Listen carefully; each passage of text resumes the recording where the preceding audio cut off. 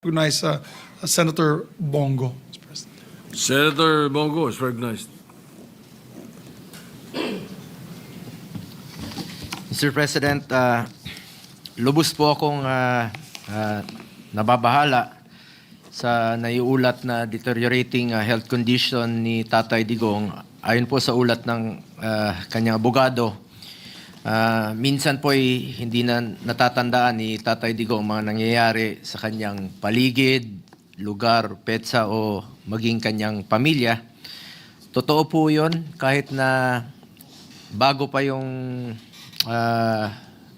kanyang pagkahuli o surrender sa kanya ng gobyerno, ay meron na talagang mga bagay-bagay na hindi na po niya maalala. Mas naalala niya po yung mga old memories dahil na po yan sa kanyang edad.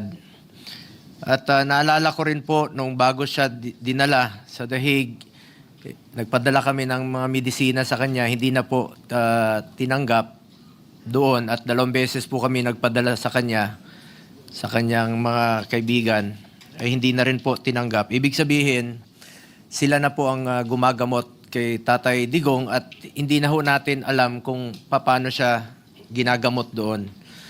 At ang kanyang mismo ang doktor dito ay hindi pa po nakakapunta doon. Yung doktor niya for 20 years dito sa Pilipinas ay hindi pa po nabibigyan ng pagkakataon na masuri siya o makita man lang.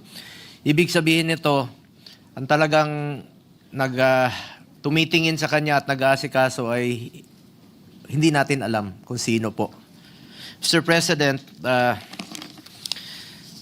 ako po'y lubos rin pong nababahala sa isinagawang welfare check ng mga personnel ng embahada sa the Netherlands kay dating Pangulong Duterte.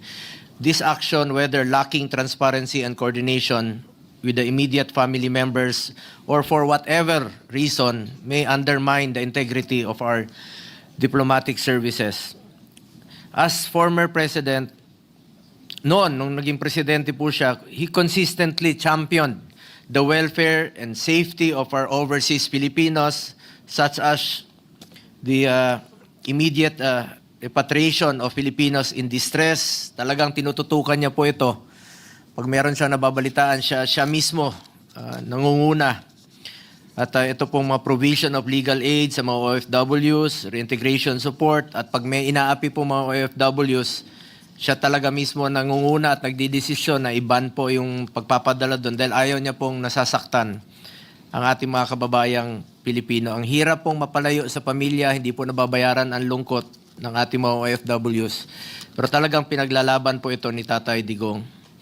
Tatay Digong deserves the same respect and protection he once ensured for others. Kaya naman po, Mr. President, I appeal to our colleagues, matanda na po si Tatay Digong, 80 na po siya sa kanyang edad, mahina na siya at may mga sakit na rin po. Harmless na po si Tatay Digong sa kanyang sitwasyon ngayon. Mas magiging harmful po kung merong mangyayari sa kanya doon sa The Hague, Netherlands. Ako po'y sobrang nalulungkot at naawa sa sitwasyon ng taong dating naging ama po ng ating bansa na minsan ay nanilbihan sa lahat ng mga Pilipino ng buong puso at may katapatan. Ito bang ate isusukli sa taong nagmahal sa atin ng buong puso? Sa totoo lamang po, ayaw na niyang tumakbo noong 2016. Talagang pinilit po ng karamihan po ng ating mga kababayan at gusto na lang po niyang tumanda at mamuhay po sa Davao City. Sana naman po sa kanyang ginawa sa nakaraang 6 na taon ay suklian po natin ng pagmamahal. Ginawa niya po ang lahat para mas nakakalakad po ang ating mga anak sa gabi na hindi nasasaktan, hindi nababastos at dapat po ay Pilipino po ang humusga sa kanya, hindi po ang banyaga. Kaya patuloy po ang aking dasal para sa kanyang maayos na kalusugan at kaligtasan, lalo na po sa kasalukuyang kalagayan niya na dala po ng kanyang edad. Remember, he is 80 years old na po. Marami na po siyang karamdaman. Sa maalala ko, Ako mismo nagpapadala ng kanyang gamot. At nung pagkatapos ng kanyang termino, patuloy po akong mismo sinasamahan ko siya. Kahit hindi po siya nakikialam sa politika.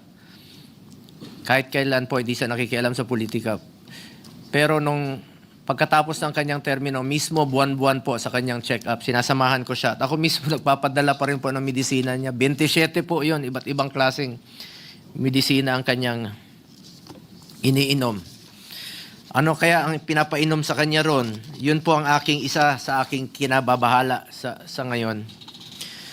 For 24 years since 1998 up to 2022, halos 350 days po out of 365 days sa isang taon, magkasama po kami. At higit pa po sa tatay ang turing ko sa kanya.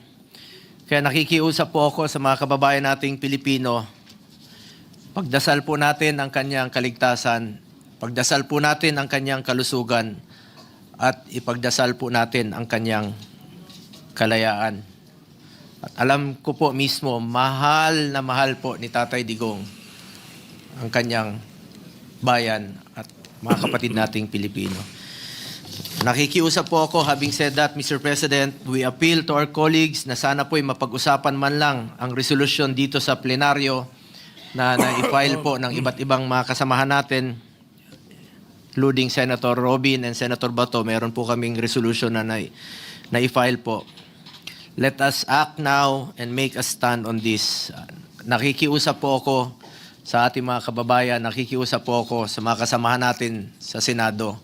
Alang-alang na lang po sa taong nagserbisyo po sa atin, nagmahal po sa bawat Pilipino. Maraming salamat po, Mr. President. Thank you, Majority Leader. Yes.